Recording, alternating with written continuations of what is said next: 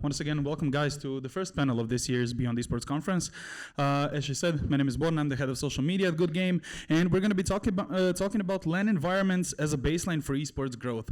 So basically, we have the two most amazing people to talk about this. We have Marko Matijević, CEO and founder of Hall of Game, and we have David Kosir as the founder of Friendly Fire. So if you guys maybe could do a little introduction for yourselves and maybe highlight how you got into the esports industry. Yep, thank you for the warm welcome and thank you for inviting us here.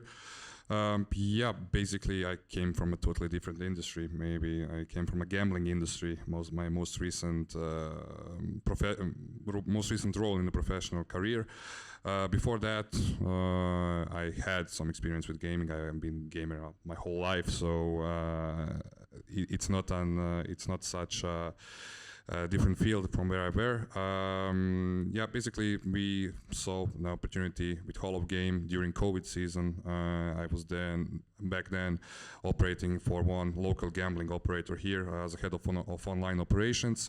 We had a couple of really successful esports sponsorships back then, and so we wanted to open some huge gaming arena that could host all of those kind of events, but in a sustainable and profitable way. So yeah, that's the long story short.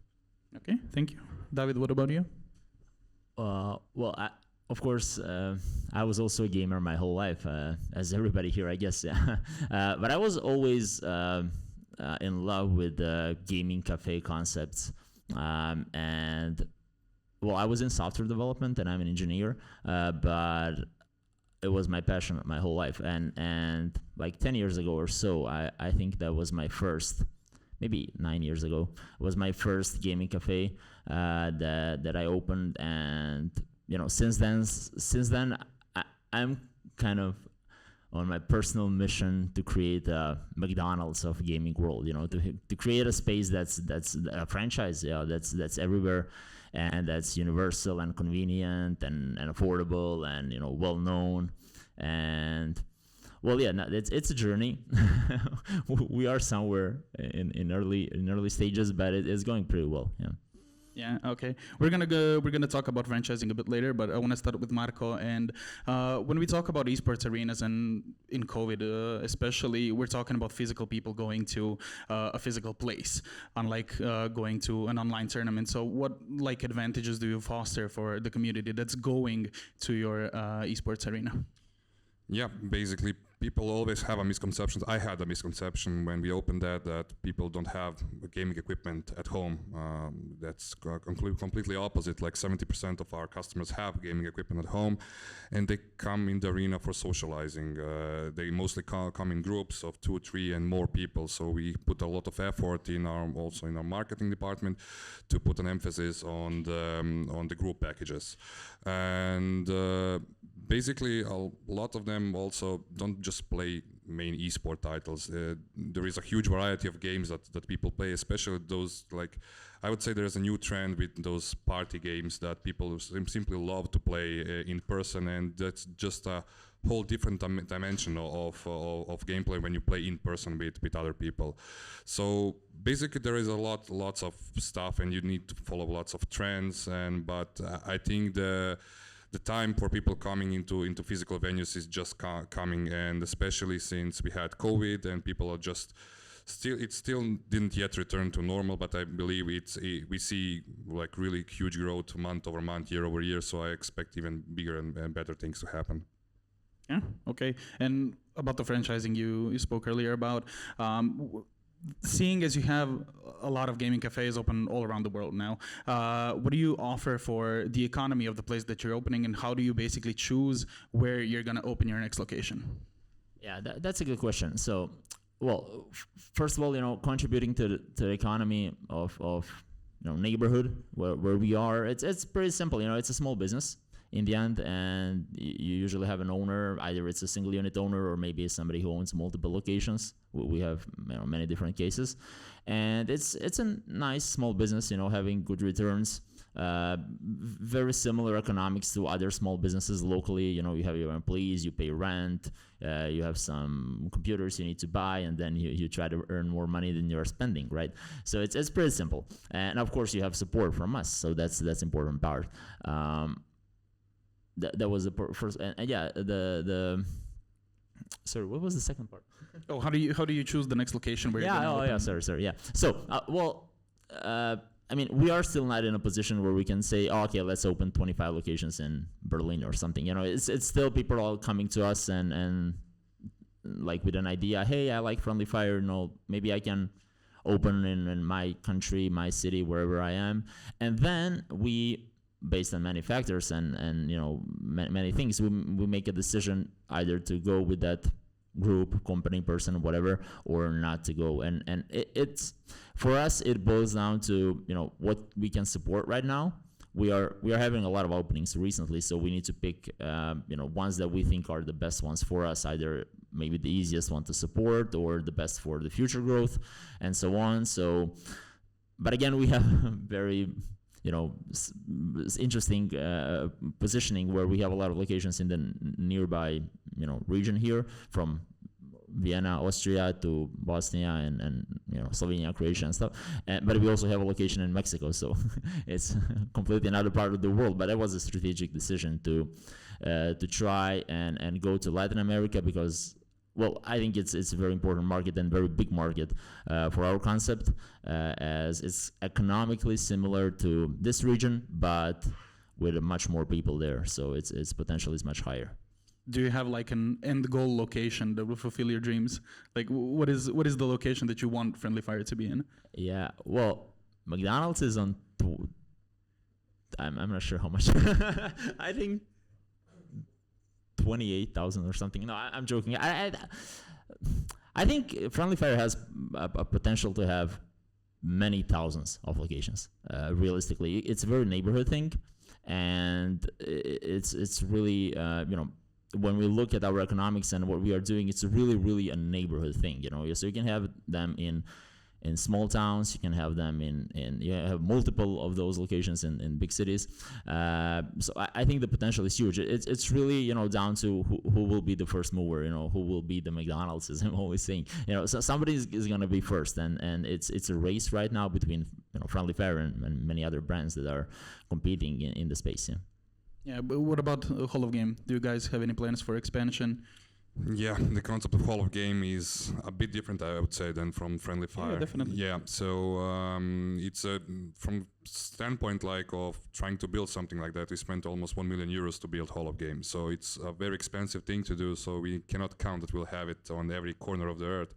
But we really strived forward to creating a more local and regional experience for this, to have something for our region, for our influencers, for our gamers to spend their time there, and just to simply have a place for them, let's say it like so.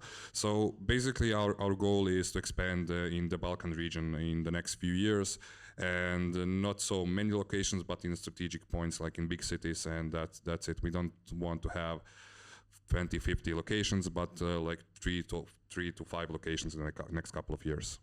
Okay, great. And question basically to the both of you, what are some key challenges that you faced, and how did you navigate those challenges to sustain growth? Yeah, you need to specify who. Just joking. Basically, our concept evolved a lot from what I spoke with David when we were in the phase of opening Hall of Game, since he was the most experienced guy back then. So probably he has more experience than me in that department. And yeah, we evolved a lot with our concept. I strived forward that we will have revenue just from people visiting our place, and that wasn't the case. So we needed to find new revenue sources, and basically that was creating events, creating sponsorships and partnerships with some big companies. I'm really glad that we worked with a lot of different gaming concepts, not just esports, but gaming in general. We had maybe it's not a good thing to say for this conference, but we had huge problems with esports. We created the content for the local audience, and the local audience is a small audience, let's say it like so. And when you ask for big brands for money that to give you to create those kind of things, you will not get it because you cannot get that reach. So we needed to expand a bit our goal of our events and of our gaming content that we produce.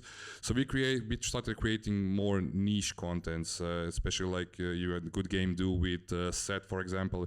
We are trying now to do with high schools. And we tried also to create some fun gaming events, not esports related, but we created like events with party animals, with some famous influencers. And this is the content that we want to go viral naturally, not to pay boosts on Instagram or TikTok or anywhere, but to just grow naturally and virally, that people want to clip it and post it on the social media. So that's what we strive for, and we see huge potential in that department. And of course, esports is always my passion, and I always love it. But in our region, it's very hard to do just pure esports, I believe. So you need to adapt or go extinct, I would say. What about you, David? Yeah, for us, I think it's very different because, well, you know, as you start and then you evolve and you know, after many years and many locations, you know, priorities are changing and problems are changing, you know, so challenges you're having are different, right? In the beginnings, you know, it was like how to make tournaments, you know, how to hire the best people and so on, but you know, right now, with so many locations and all of them are franchises, so our challenge and everyday focus is how to make them more profitable, and that's you know, so we are kind of you know, it's a ruthless space in franchising, and it's all about you know, having the fastest return on their investment, so our franchisees' investment, and they're never going to be you know, satisfied, and you always have to push more and to create more tools for them, to create better software, to create better support, you know, to make sure they can earn their money back faster and faster, and again, with that, many challenges you know, are there. I mentioned software. That's a big part of Friendly Fire, obviously, because that's differentiating us from anybody else. But there are many other things that we take care of. We are not operating those locations, so we are franchisor, right? So we sell the license and give support and software and all of other things. But in a way, it's a hard position because we need to make sure that everybody's making money and they're happy, but we are not operating, so we cannot, you know, change employees, or we cannot, you know, make something in marketing, something specifically locally. So it's a tricky situation where we have to navigate, and you know, there are a lot of challenges. But again, I think that everything boils down to, you know, make sure franchisees are making a lot of money, because then they will talk to other people, and then we will have more locations. And I mean, that's how we are expanding right now. It's that simple. Yeah. Yeah, you mentioned tournaments in the last sentence, and what do you guys do to attract gamers to the physical location of either the Holo Game or the Friendly Fire when platforms like Faceit, Challenger Mode, and others are on the rise and people can play online tournaments from home? Like, how do you attract people to your physical location? Yeah, well, we don't try a lot. You know, we are aware we are not gonna replace Faceit, or it's not our cup of tea. You know, it's not what we do. So we foster just community environment, right? So that's our thing. People go to Friendly Fire because they want to socialize. They want to have fun with their friends. It's the same thing. Look, our competitor is not Faceit. Our competitor is local bar or nightclub, or you know, a place where people hang out, local McDonald's maybe, or something like that, you know. Again, me and McDonald's, but I mean, you get an idea, right? It's a place where people go and socialize, and that's basically the focus. So you know, speaking of tournaments, we make them, but we have some strict rules. Number one is that it's strictly for amateurs. So if you are a pro, a semi-pro, if you are a very good player, if you won past tournaments, you need to skip the next one, and so on. So it's just for like our customers to enjoy this esports experience on a very amateur level, very basic level, and we don't even want to give too big prizes and make huge prize pools, because that's attracting a lot of people that are not our customers, and I mean, we don't have much use of that, right? Because the whole esports part in Friendly Fire is just to complement and to give something extra to our normal customers, our regular customers. So we're not really trying hard, and for us it's easy because we have so many locations. When we make any tournament, it's we fill all the spaces like in 1 or 2 hours, and it's gonna be fine, but it's not gonna be something spectacular, and we are not aiming for that. Yeah. And again, we are not like, we don't have production, we don't have huge marketing team, we don't have those resources to build onto, and it's probably not going to help us anyways because we're in a different business. So it's just something that we do complementary, I think. Yeah.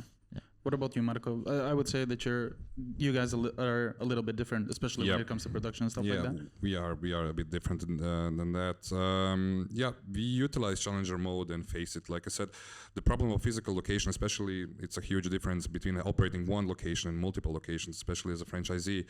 I would say that operating one location, we have a problem with people attending our location, like brand awareness stuff and etc. So we tried to combine on those platforms like Faceit, Challenger Mode, and a couple of others to get that online reach. Like we create tournaments with various brands and sponsors to attract people to our physical locations for finals, for example.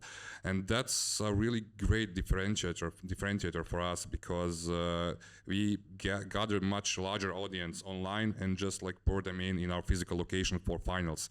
And that's a concept that's really working great also for the brands because they get a physical presence as well. And for what I learned from them, it's really important for them to have that physical presence, especially like Patrick described earlier, like on one slide, and I fully agree with this, that's the brand experience that every brand wants to have, that you can hold and try out their product in person. So that's a really great thing for us, that we can try and sell that experience to brands as well. And basically we organize try to gather a much larger audience and just to have them in a physical location. And for the gamers as well, it's a really great experience at the end of the day because they finally meet someone they played against only in online tournaments. It especially happened in a Fortnite tournament that we had, that people all across the Balkan region came from Bosnia, Serbia, Slovenia. It was really impactful for the whole region, and we got a lot of questions even nowadays, like when we will be the next Hog Balkan Championship tournament.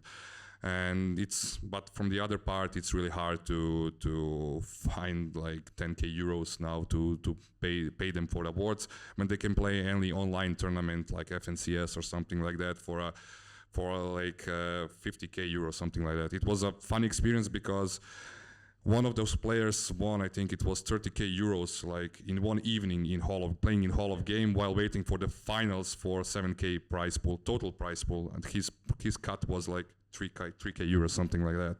So you cannot compete with that. You can only compete with experience. Yeah, and David, you were mentioning customers a lot. What would you say is your average customer? Like how do you look at the average customer, and who do you think that persona of the customer is? Yeah, well, I can tell you specifically, it's 21-year-old male student. Yeah, having a good gaming setup at home. That's also true. Yeah, but it varies a bit and on the region and the country, obviously. But it is about 75 to 80%. In some countries, even more are males. But we are seeing more and more female customers, which is fantastic for us. That's like a whole another market for us that's still untapped.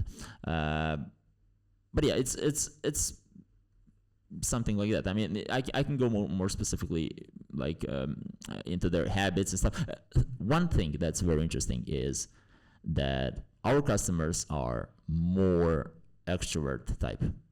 That's something we learned, and it was it's you don't expect that initially. You would say those are those stuffs, those games and things and like gaming cafes and are for people that are introverted but our customers, or let's put it this way, so introverts and people that play like a lot are not our customers. They just stay at home and play at home, and they have their own computers and stuff. People that they come to gaming cafes are on the extroverted side, and they are not really living gaming or esports or anything like 24/7. It's just like a way for them to have fun.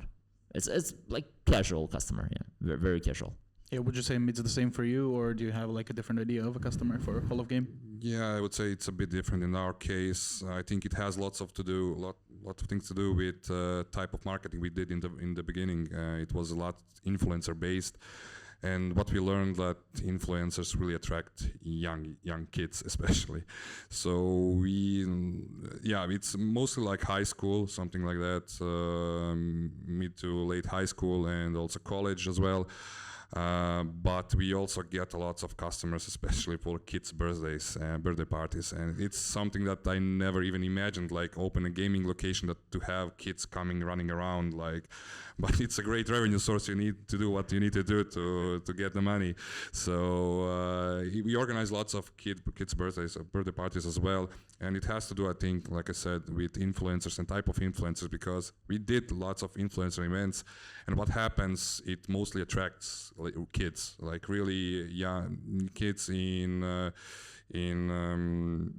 elementary school, like, and it's not a problem, but it's a weird situation when on one hand you want to be adult, to have adults, like I imagine to have like people coming from IT business or something like this, playing games in peace and everything, and you have like 20 kids screaming around, and look, there is one influencer, take his shot, like I want to have a picture here. So it's a very weird situation, but we try to balance it and not to allow like kids when it's I don't know, in late evening hours when we know we'll have more adult audience then.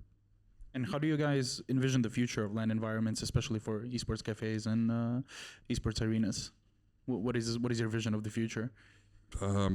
Basically our future is we need to really rely on brands. We really want to create that content that will be interesting for brands as well. And for esports, it's really hard. Like it's really hard even in the post-COVID. Like there was a huge, I think, slump in esports, and this overvaluation was everywhere regarding esports, and lots of brands burned their fingers on that, and they are really careful now where to invest in esports. But I think if we combine esports with casual gaming and physical locations, we can get really cool concepts, and that are really making people to go to the location and just to enjoy the moment, because you cannot attract like really superior esport talent in our region. It's not a huge pool of players, and those kind of matches are not then even so watched. If you get a look at classical esports, you see the biggest players are like also doing influencer stuff. They are not just players, they are also creating content for the organizations.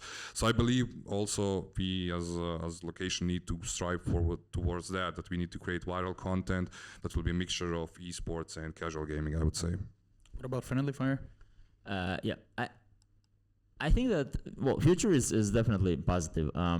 If we look at the past and the results we have right now, is that year over year on average we are growing, I don't know, from like 15 to 25% year over year in revenues, obviously, in our locations, and number of locations is growing exponentially. Basically, we are doubling or tripling, I don't know, every year. So I think it's really good.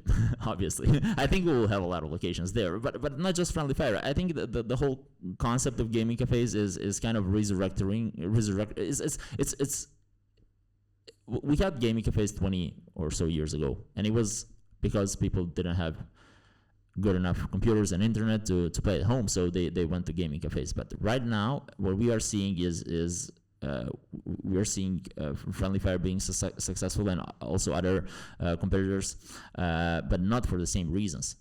And I think I see this every day, right? The reasons we are seeing right now, and the whole story behind the success is because people see this concept as their go-to place to have fun, to meet people, and it's just, for the Gen Z, for them it's a normal place to go.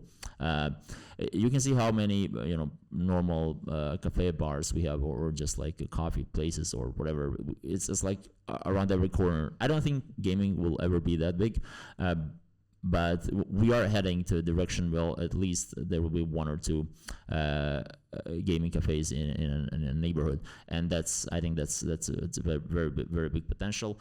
And obviously, having that in mind, and also we need to think about, like, Marko mentioned a lot of kids coming to birthday parties, and those kids are growing up, and our audience is really getting bigger and bigger, right, every year, and we can see that clearly.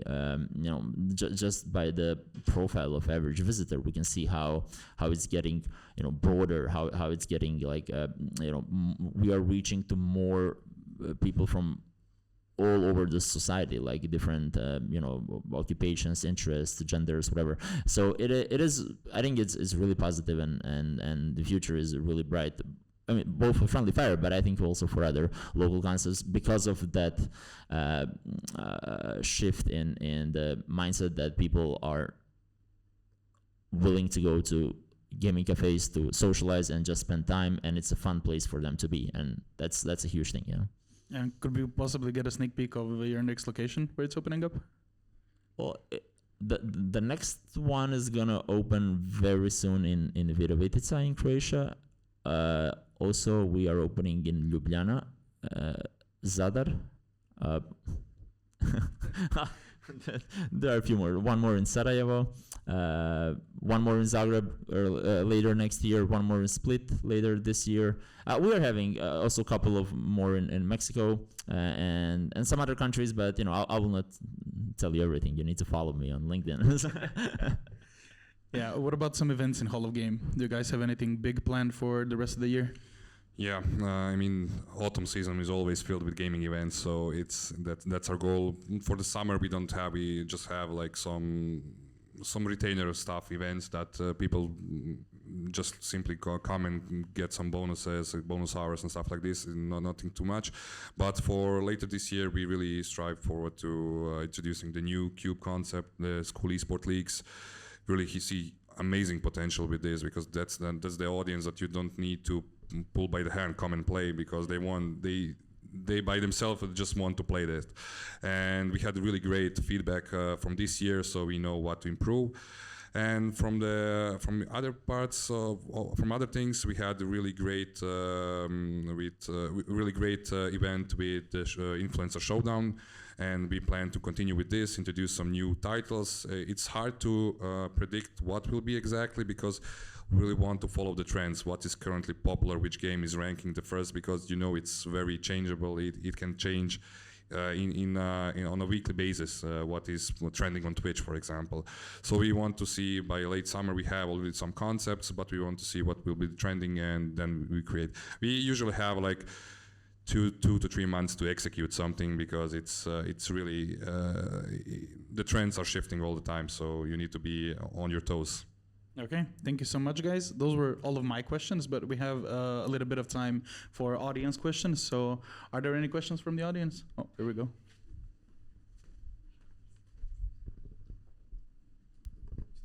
Hello everyone, thank you for a great panel. My name is Elsin, I come from Sarajevo, and we are owners of Connect Arena. So basically our main contender or competitor in Sarajevo is Friendly Fire. So big welcome to you.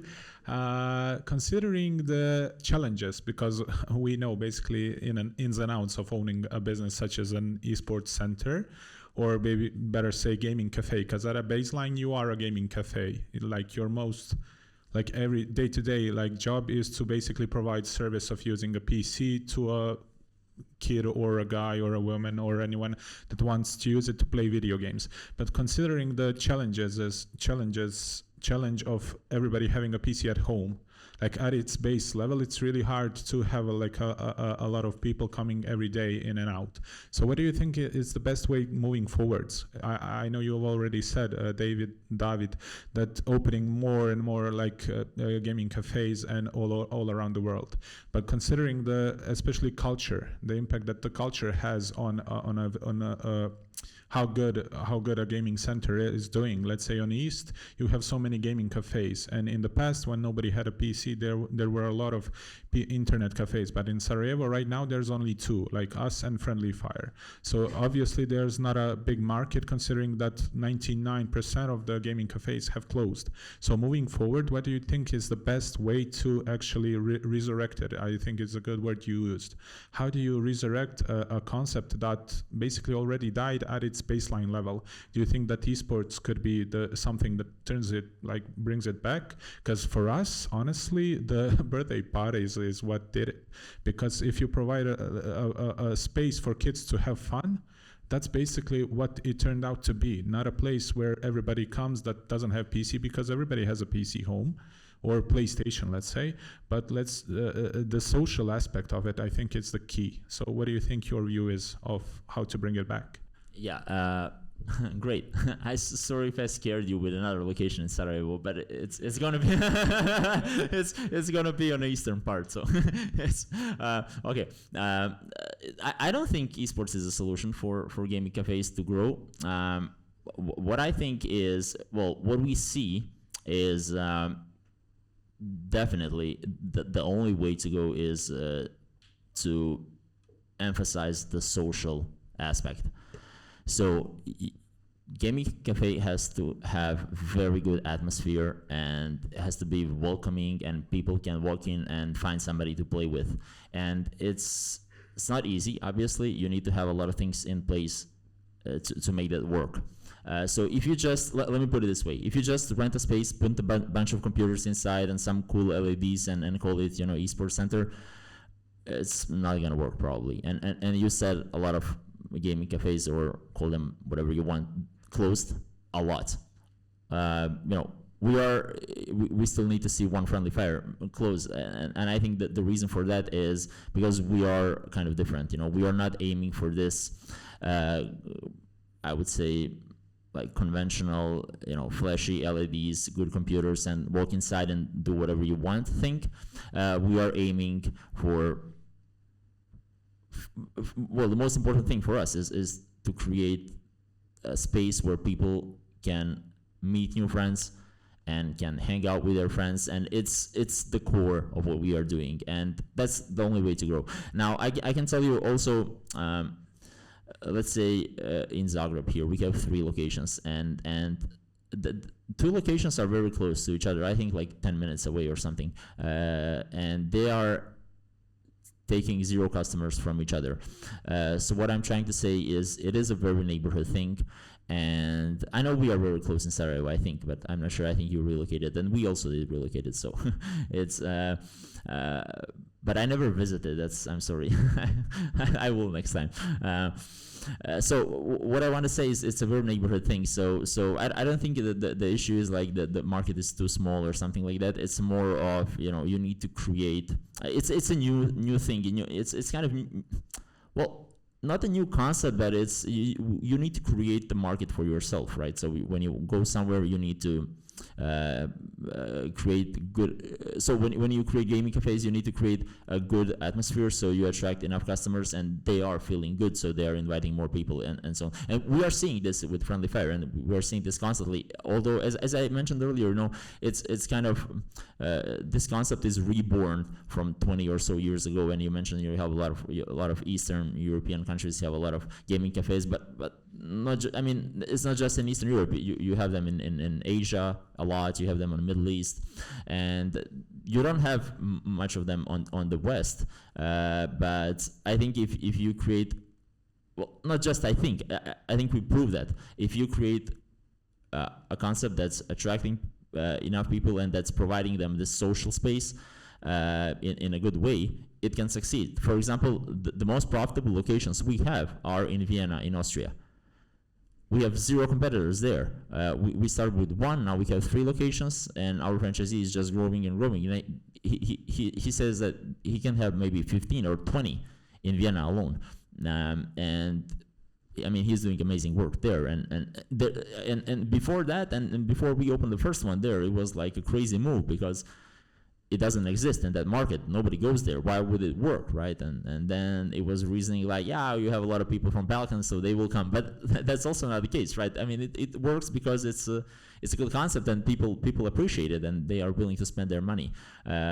So sorry for a very, very long answer, but the core is it needs to be fun. It needs to have good atmosphere, and people will come. You need to provide them what they're looking for, and maybe that's where.